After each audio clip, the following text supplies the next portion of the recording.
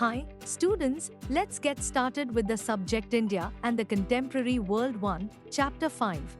Pastoralists in the Modern World. Fig. 1 Sheep grazing on the Baghels of eastern Gadhwal. Baghels are vast natural pastures on the high mountains, above 12,000 feet. They are under snow in the winter and come to life after April.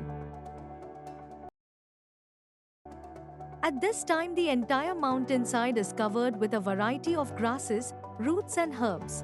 By monsoon, these pastures are thick with vegetation and carpeted with wild flowers. In this chapter, you will read about nomadic pastoralists. Nomads are people who do not live in one place but move from one area to another to earn their living. In many parts of India, we can see nomadic pastoralists on the move with their herds of goats and sheep, or camels and cattle. Have you ever wondered where they are coming from and where they are headed? Do you know how they live and earn? What their past has been? Pastoralists rarely enter the pages of history textbooks. When you read about the economy, whether in your classes of history or economics, you learn about agriculture and industry. Sometimes you read about artisans, but rarely about pastoralists. As if their lives do not matter. As if they are figures from the past who have no place in modern society. In this chapter, you will see how pastoralism has been important in societies like India and Africa. You will read about the way colonialism impacted their lives and how they have coped with the pressures of modern society. The chapter will first focus on India and then Africa. Part 1 Pastoral Nomads and Their Movements. 1.1 In the mountains, even today the Gujjar Bakrawals of Jammu and Kashmir are great herders of goat and sheep. Many of them migrated to this region in the 19th century in search of pastures for their animals. Gradually, over the decades, they established themselves in the area and moved annually between their summer and winter grazing grounds. In winter, when the high mountains were covered with snow, they lived with their herds in the low hills of the Shivalik range. The dry scrub forests here provided pasture for their herds. By the end of April, they began their northern march for their summer grazing grounds. Several households came together for this journey, forming what is known as a kafila. They crossed the Pir Panjal passes and entered the valley of Kashmir. With the onset of summer, the snow melted and the mountain sides were lush green. The variety of grasses that sprouted provided rich, nutritious forage for the animal herds. By end September, the Bakrawals were on the move again, this time on their downward journey back to their winter base. When the high mountains were covered with snow, the herds were grazed in the low hills. In a different area of the mountains, the Gaddi shepherds of Himachal Pradesh had a similar cycle of seasonal movement. They too spent their winter in the low hills of Shivalik range, grazing their flocks in scrub forests. By April, they moved north and spent the summer in Lahul and Spiti. When the snow melted and the high passes were clear, many of them moved on to higher mountain meadows. By September, they began their return movement. On the way, they stopped once again in the villages of Lahul and Spiti, reaping their summer harvest and sowing their winter crop. Then they descended with their flock to their winter grazing ground on the Shivalik hills. Next April, once again, they began their march with their goats and sheep to the summer meadows. Further to the east, in Gadhwal and Kumon, the Gujjar cattle herders came down to the dry forests of the Bhabar in the winter and went up to the high meadows, the Baghels, in summer. Many of them were originally from Jammu and came to the UP hills in the 19th century in search of good pastures. This pattern of cyclical movement between summer and winter pastures was typical of many pastoral communities of the Himalayas, including the Bhutias, Sherpas and Kinauris. All of them had to adjust to seasonal changes and make effective use of available pastures in different places. When the pasture was exhausted or unusable in one place, they moved their herds and flocked to new areas. This continuous movement also allowed the pastures to recover. It prevented their overuse. Source A, writing in the 1850 SGC. Barnes gave the following description of the Gujjars of Kongra. In the hills, the Gujjars are exclusively a pastoral tribe. They cultivate scarcely at all. The Gaddis keep flocks of sheep and goats, and the Gujjars' wealth consists of buffaloes. These people live in the skirts of the forests and maintain their existence exclusively by the sale of the milk, ghee, and other produce of their herds. The men graze the cattle and frequently lie out for weeks in the woods tending their herds. The women repair to the markets every morning with baskets on their heads, with little earthen pots filled with milk, buttermilk, and ghee, each of these pots containing the proportion required for a day's meal. During the hot weather, the Gujjars usually drive their herds to the upper range, where the buffaloes rejoice in the rich grass which the rains bring forth, and at the same time attain condition from the temperate climate and the immunity from venomous flies that torment their existence in the plains. From G.C. Barnes, Settlement Report of Kongra, 1850-55. Fig. To a Gujjar Mandap on the high mountains in central Gadhwal. The Gujjar cattle herders live in these mandaps made of ringal ahil bamboo and grass from the Bugyal. A mandap was also a workplace. Here the Gujjar used to make ghee which they took down for sale. In recent years they have begun to transport the milk directly in buses and trucks. These mandaps are at about 10,000 to 11,000 feet. Buffaloes cannot climb any higher. Fig. 3 Gaddis waiting for shearing to begin. Ohal Valley near Palampur in Himachal Pradesh. Fig. 4 Gaddi sheep being sheared. By September, the Gaddi shepherds come down from the high meadows, dhars. On the way down, they halt for a while to have their sheep sheared. The sheep are bathed and cleaned before the wool is cut. 1.2 On the plateaus, plains and deserts, not all pastoralists operated in the mountains. They were also to be found in the plateaus, plains and deserts of India. Dhangars were an important pastoral community of Maharashtra. In the early 20th century, their population in this region was estimated to be 467,000. Most of them were shepherds, some were blanket weavers, and still others were buffalo herders. The Dhangar shepherds stayed in the central plateau of Maharashtra during the monsoon. This was a semi-arid region with low rainfall and poor soil. It was covered with thorny scrub.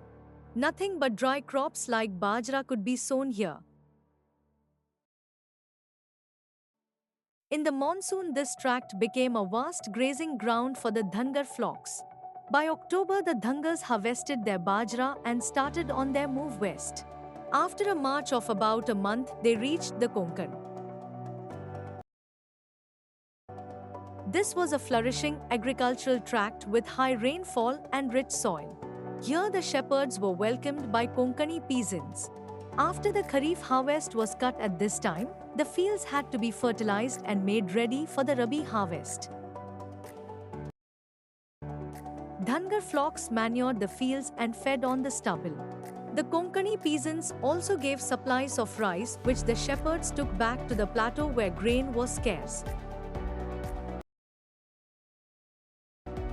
With the onset of the monsoon, the Dhangars left the Konkan and the coastal areas with their flocks and returned to their settlements on the dry plateau. The sheep could not tolerate the wet monsoon conditions. Fig. 5 Raik camels grazing on the Thar Desert in western Rajasthan. Only camels can survive on the dry and thorny bushes that can be found here, but to get enough feed they have to graze over a very extensive area. In Karnataka and Andhra Pradesh, again, the dry central plateau was covered with stone and grass, inhabited by cattle, goat and sheep herders. The Gollas herded cattle. The Kurumas and Kurubas reared sheep and goats and sold woven blankets. They lived near the woods, cultivated small patches of land, engaged in a variety of petty trades and took care of their herds. Unlike the mountain pastoralists, it was not the cold and the snow that defined the seasonal rhythms of their movement, rather it was the alternation of the monsoon and dry season. In the dry season they moved to the coastal tracts and left when the rains came. Only buffaloes liked the swampy, wet conditions of the coastal areas during the monsoon months. Other herds had to be shifted to the dry plateau at this time. Banjaras were yet another well-known group of graziers. They were to be found in the villages of Uttar Pradesh, Punjab, Rajasthan, Madhya Pradesh and Maharashtra. In search of good pasture land for their cattle, they moved over long distances, selling plough cattle and other goods to villagers in exchange for grain and fodder. Source B. The accounts of many travelers tell us about the life of pastoral groups. In the early 19th century, Buchanan visited the Gollas during his travel through Mysore. He wrote, "Their families live in small villages near the skirt of the woods, where they cultivate a little ground and keep some of their cattle, selling in the towns the produce of the dairy. Their families are very numerous, 7 to 8 young men in each being common. 2 or 3 of these attend the flocks in the woods, while the remainder cultivate their fields and supply the towns with firewood and with straw for thatch." From Francis Hamilton Buchanan, A Journey from Madras Through the Countries of Mysore, Canara and Malabar, London, 1807. In the deserts of Rajasthan lived the Raikas. The rainfall in the region was meager and uncertain. On cultivated land, harvests fluctuated every year. Over vast stretches, no crop could be grown. So the Raikas combined cultivation with pastoralism. During the monsoons, the Raikas of Burma, Jaisalmer, Jodhpur and Bikaner stayed in their home villages where pasture was available. By October, when these grazing grounds were dry and exhausted, they moved out in search of other pasture and water and returned again during the next monsoon. One group of Raikas, known as the Maru Desert Raikas, herded camels and another group reared sheep and goat. Fig. 6 A camel herder in his settlement. This is on the Thar Desert near Jaisalmer in Rajasthan. The camel herders of the region are Maru Desert Raikas, and their settlement is called a Dhandi. Fig. 7 A camel fair at Balotra in western Rajasthan. Camel herders come to the fair to sell and buy camels. The Maru Raikas also display their expertise in training their camels. Horses from Gujarat are also brought for sale at this fair. So we see that the life of these pastoral groups was sustained by a careful consideration of a host of factors. They had to judge how long the herds could stay in one area and know where they could find water and pasture. They needed to calculate the timing of their movements and ensure that they could move through different territories. They had to set up a relationship with farmers on the way so that the herds could graze in harvested fields and manure the soil. They combined a range of different activities: cultivation, trade, and herding to make their living. How did the life of pastoralists change under colonial rule? Fig. 8 A camel fair at Pushkar. Fig. 9 A Maru Raik genealogist with a group of Raikas. The genealogist recounts the history of the community. Such oral traditions give pastoral groups their own sense of identity. These oral traditions can tell us about how a group looks at its own past. Fig. 10 Maldhari herders moving in search of pastures. Their villages are in the run of Kutch. Part 2 Colonial Rule and Pastoral Life. Under colonial rule, the life of pastoralists changed dramatically. Their grazing grounds shrank, their movements were regulated, and the revenue they had to pay increased. Their agricultural stock declined and their trades and crafts were adversely affected. How? First, the colonial state wanted to transform all grazing lands into cultivated farms. Land revenue was one of the main sources of its finance. By expanding cultivation, it could increase its revenue collection. It could at the same time produce more jute, cotton, wheat and other agricultural produce that were required in England. To colonial officials, all uncultivated land appeared to be unproductive. It produced neither revenue nor agricultural produce.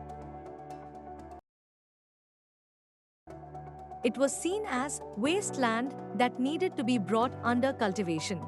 From the mid-19th century, wasteland rules were enacted in various parts of the country. By these rules, uncultivated lands were taken over and given to select individuals. These individuals were granted various concessions and encouraged to settle these lands. Some of them were made headmen of villages in the newly cleared areas. In most areas, the lands taken over were actually grazing tracts used regularly by pastoralists. So expansion of cultivation inevitably meant the decline of pastures and a problem for pastoralists. Second, by the mid-19th century, various forest acts were also being enacted in the different provinces. Through these acts, some forests which produced commercially valuable timber like deodar or sal were declared reserved. No pastoralist was allowed access to these forests. Other forests were classified as protected. In these, some customary grazing rights of pastoralists were granted, but their movements were severely restricted. The colonial officials believed that grazing destroyed the saplings and young shoots of trees that germinated on the forest floor. The herds trampled over the saplings and munched away the shoots. This prevented new trees from growing. These forest acts changed the lives of pastoralists. They were now prevented from entering many forests that had earlier provided valuable forage for their cattle. Even in the areas they were allowed entry, their movements were regulated. They needed a permit for entry. The timing of their entry and departure was specified, and the number of days they could spend in the forest was limited. Pastoralists could no longer remain in an area even if forage was available. The grass was succulent and the undergrowth in the forest was ample. They had to move because the forest department permits that had been issued to them now ruled their lives. The permits specified the periods in which they could be legally within a forest. If they overstayed, they were liable to fines. Third, British officials were suspicious of nomadic people. They distrusted mobile craftsmen and traders who hawked their goods in villages, and pastoralists who changed their places of residence every season, moving in search of good pastures for their herds. The colonial government wanted to rule over a settled population. They wanted the rural people to live in villages, in fixed places with fixed rights on particular fields. Such a population was easy to identify and control. Those who were settled were seen as peaceable and law-abiding. Those who were nomadic were considered to be criminal. In 1871, the colonial government in India passed the Criminal Tribes Act. By this act, many communities of craftsmen, traders and pastoralists were classified as criminal tribes. They were stated to be criminal by nature and birth. Once this act came into force, these communities were expected to live only in notified village settlements.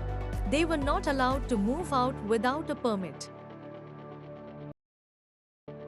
The village police kept a continuous watch on them. Fourth, to expand its revenue income, the colonial government looked for every possible source of taxation. So tax was imposed on land, on canal water, on salt, on trade goods, and even on animals. Pastoralists had to pay tax on every animal they grazed on the pastures. In most pastoral tracts of India, grazing tax was introduced in the mid-19th century. The tax per head of cattle went up rapidly and the system of collection was made increasingly efficient. In the decades between the 1850s and 1880s, the right to collect the tax was auctioned out to contractors. These contractors tried to extract as high a tax as they could to recover the money they had paid to the state and earn as much profit as they could within the year. By the 1880s, the government began collecting taxes directly from the pastoralists. Each of them was given a pass. To enter a grazing tract, a cattle herder had to show the pass and pay the tax. The number of cattle heads he had and the amount of tax he paid was entered on the pass. Source Day, in the 1920s, a Royal Commission on Agriculture reported, the extent of the area available for grazing has gone down tremendously with the extension of area under cultivation because of increasing population. Extension of irrigation facilities, acquiring the pastures for government purposes, for example, defense, industries and agricultural experimental farms. Breeders find it difficult to raise large herds. Thus their earnings have gone down. The quality of their livestock has deteriorated, dietary standards have fallen and indebtedness has increased. The report of the Royal Commission of Agriculture in India, 1928.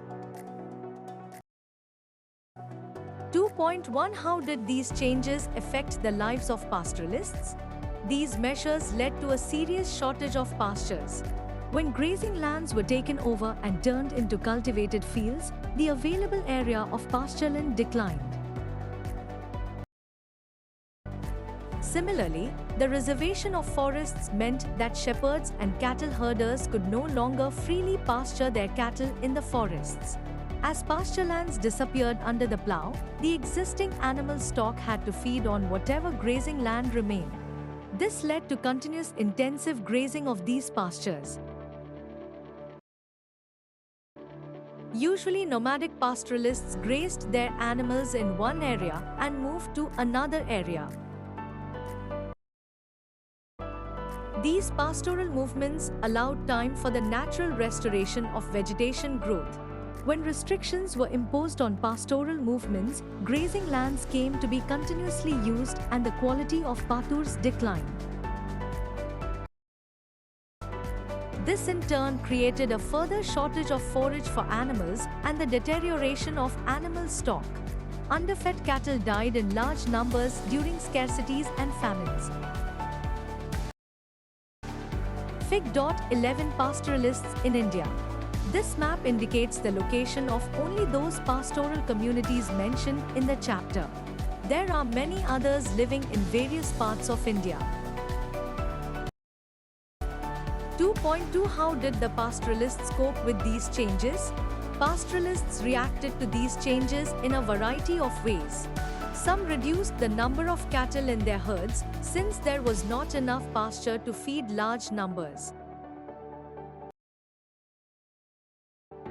Others discovered new pastures when movement to old grazing grounds became difficult.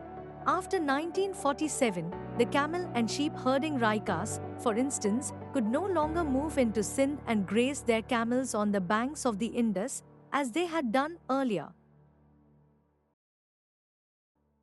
The new political boundaries between India and Pakistan stopped their movement. So they had to find new places to go.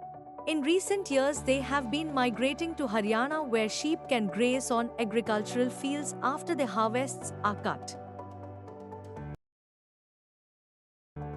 This is the time that the fields need manure that the animals provide. Over the years, some richer pastoralists began buying land and settling down, giving up their nomadic life. Some became settled peasants cultivating land. Others took to more extensive trading. Many poor pastoralists, on the other hand, borrowed money from moneylenders to survive. At times they lost their cattle and sheep and became laborers, working on fields or in small towns. Yet, pastoralists not only continue to survive, in many regions their numbers have expanded over recent decades. When pasture lands in one place was close to them, they changed the direction of their movement, reduced the size of the herd, combined pastoral activity with other forms of income, and adapted to the changes in the modern world.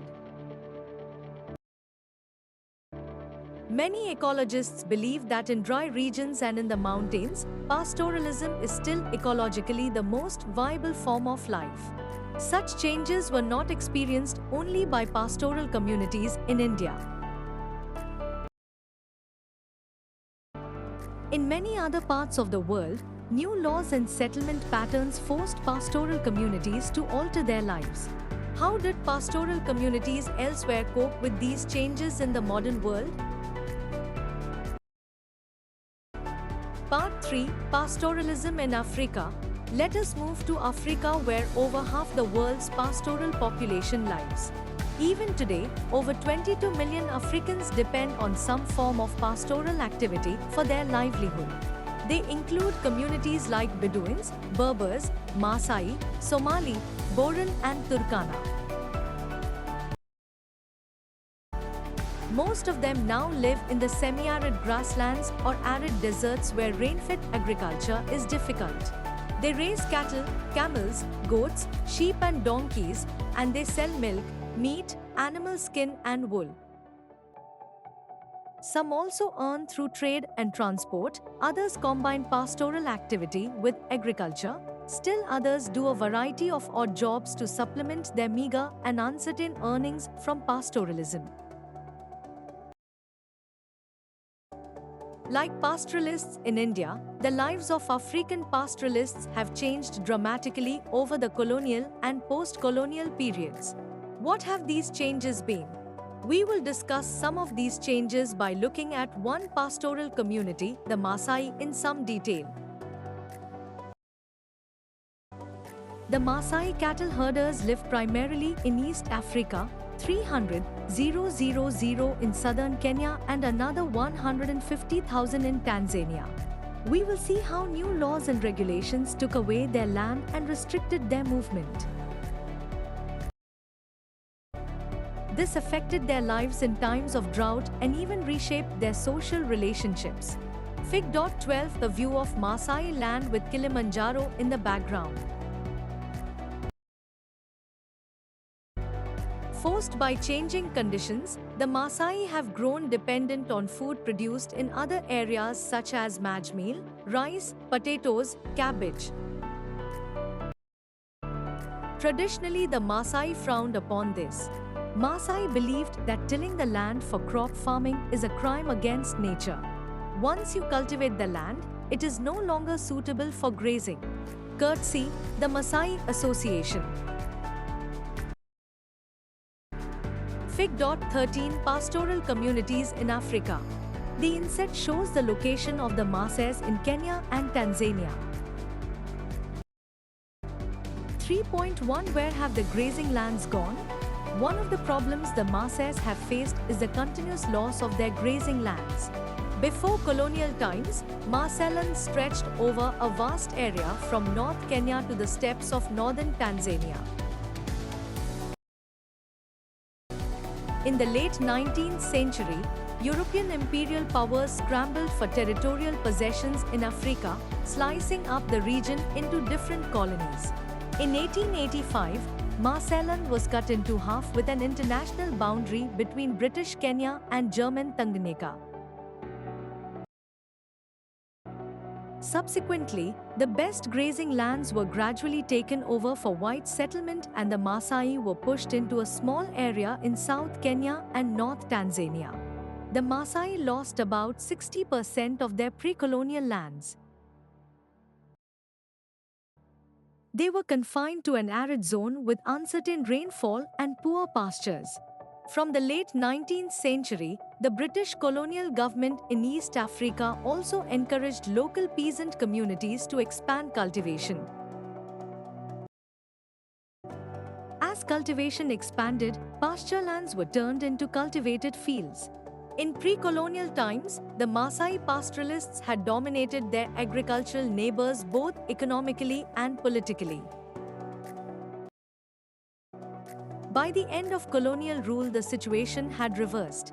Large areas of grazing land were also turned into game reserves like the Masai Mara and Samburu National Park in Kenya and Serengeti Park in Tanzania. Pastoralists were not allowed to enter these reserves. They could neither hunt animals nor graze their herds in these areas. Very often these reserves were in areas that had traditionally been regular grazing grounds for Maasai herds. The Serengeti National Park, for instance, was created over 14,760 kilometers of Maasai grazing land. On Tanganyika, Britain conquered what had been German East Africa during the First World War. In 1919, Tanganyika came under British control.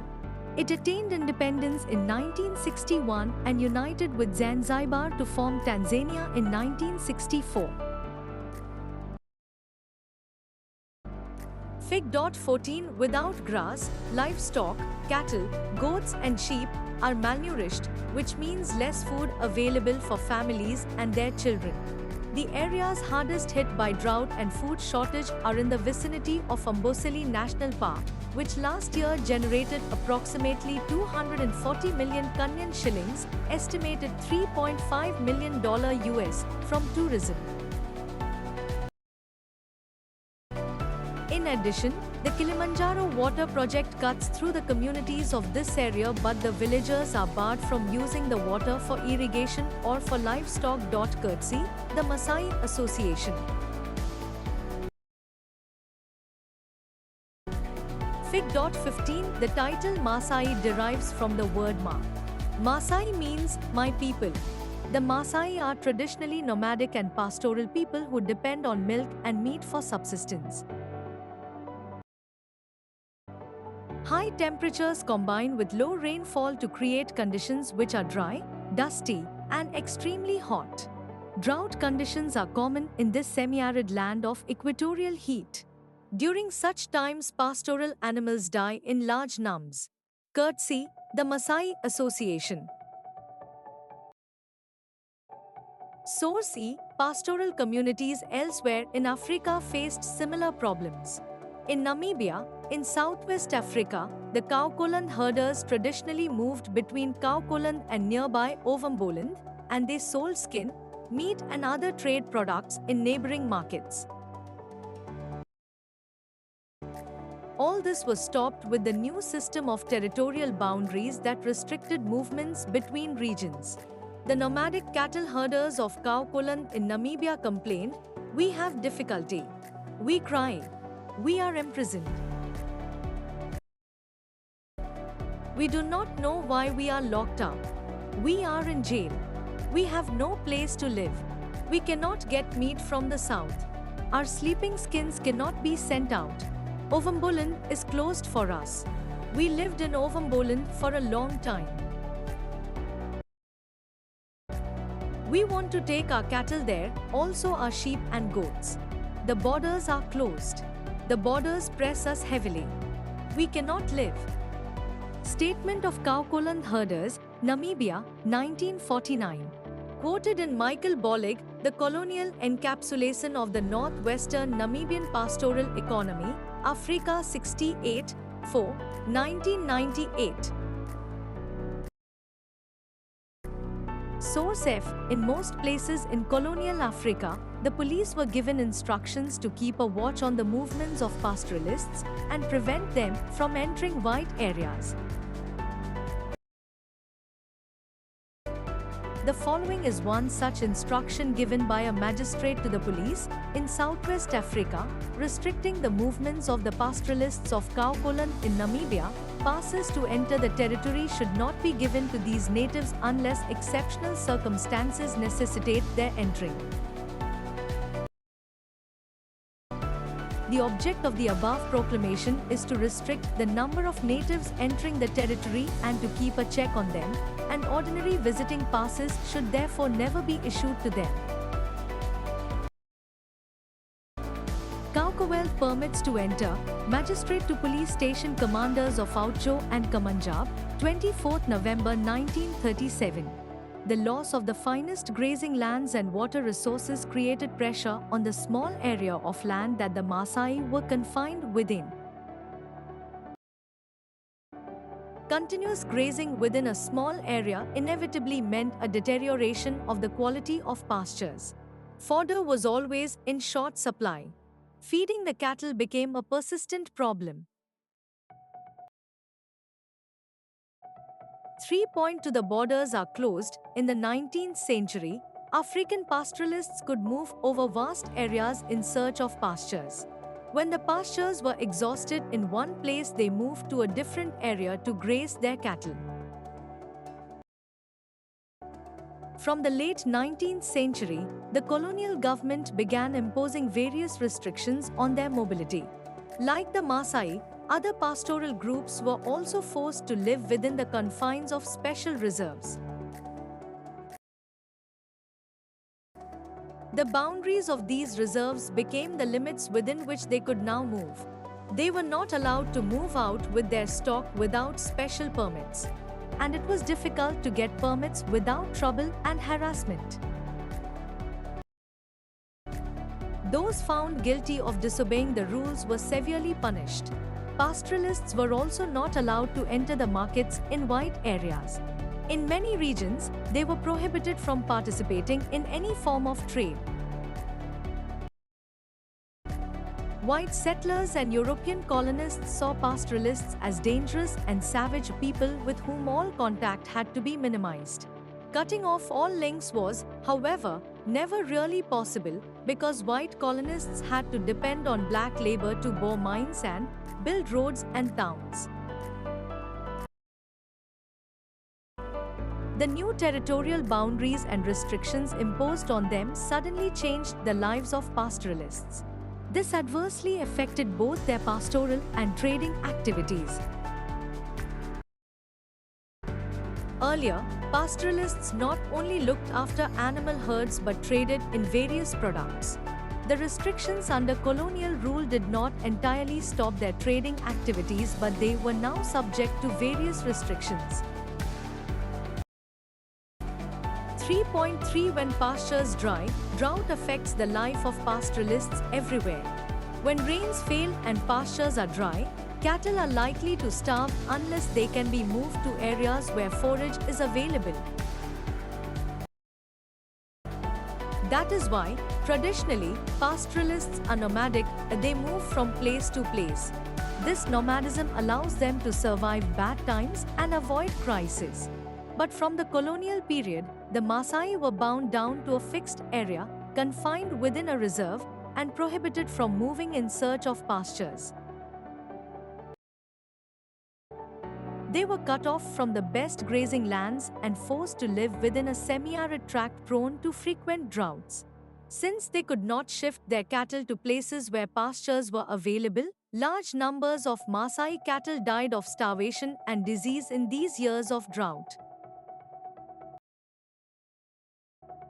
An inquiry in 1930 showed that the Maasai in Kenya possessed 720,000 cattle, 820,000 sheep and 171,000 donkeys. In just 2 years of severe drought, 1933 and 1934, over half the cattle in the Maasai reserve died. As the area of grazing lands shrank, the adverse effect of the droughts increased in intensity. The frequent bad years led to a steady decline of the animal stock of the pastoralists. 3.4 Not all were equally affected in Marseillan, as elsewhere in Africa. Not all pastoralists were equally affected by the changes in the colonial period. In pre-colonial times, Maasai society was divided into two social categories: elders and warriors. The elders formed the ruling group and met in periodic councils to decide on the affairs of the community and settle disputes. The warriors consisted of younger people, mainly responsible for the protection of the tribe. They defended the community and organized cattle raids. Raiding was important in a society where cattle was wealth. It is through raids that the power of different pastoral groups was asserted.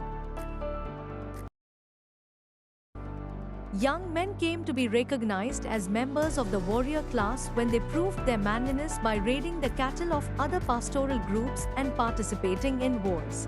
They, however, were subject to the authority of the elders. To administer the affairs of the Maasai, the British introduced a series of measures that had important implications. They appointed chiefs of different subgroups of Maasai, who were made responsible for the affairs of the tribe. The British imposed various restrictions on raiding and warfare. Consequently, the traditional authority of both elders and warriors was adversely affected. The chiefs appointed by the colonial government often accumulated wealth over time. They had a regular income with which they could buy animals, goods and land. They lent money to poor neighbors who needed cash to pay taxes. Many of them began living in towns and became involved in trade. Their wives and children stayed back in the villages to look after the animals. These chiefs managed to survive the devastations of war and drought. They had both pastoral and non-pastoral income and could buy animals when their stock was depleted. But the life history of the poor pastoralists who depended only on their livestock was different. Most often, they did not have the resources to tide over bad times. In times of war and famine, they lost nearly everything. They had to go looking for work in the towns. Some eked out a living as charcoal burners, others did odd jobs. The lucky could get more regular work in road or building construction. The social changes in Maasai society occurred at two levels. First, the traditional difference based on age between the elders and warriors was disturbed, though it did not break down entirely. Second, a new distinction between the wealthy and poor pastoralists developed. Fig. 16 Note how the warriors wear traditional deep red shukas, brightly beaded Maasai jewelry and carry 5-foot, steel-tipped spears. Their long pleats of intricately plaited hair are tinted red with ochre. As per tradition, they face east to honor the rising sun. Warriors are in charge of society's security, while boys are responsible for herding livestock. During the drought season, both warriors and boys assume responsibility for herding livestock. Courtesy, the Maasai Association. Fig.17 Even today, young men go through an elaborate ritual before they become warriors, although actually it is no longer common. They must travel throughout the section's region for about 4 months, ending with an event where they run to the homestead and enter with an attitude of a raider.